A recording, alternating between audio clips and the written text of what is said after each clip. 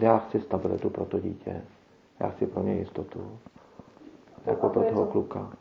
Mně je jedno, jak se to prostě bude jmenovat, ale já dneska nevím prostě, co Jolča dělá, kde dělá, jestli tu práci bude mít, nebude mít.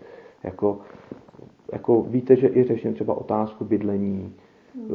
Já jsem tady poprvé, jo. Jako neříkám, že sem jakoby musím chodit, ale kolikrát jsem se tě ptal, kde prostě bydlíš. Jako nikdy jsem se to nedozvěděl, kam prostě jezdí s klukem. Víte, ne, ale víte, ne, pardon. Já třeba potřebuji taky řešit svoje bydlení. Jo. Nechcete tam zůstat, jo, v tom velkým domě. To víte, že tam nechci zůstat v tom domě sám. To jsem vám říkal už kolikrát. Jo.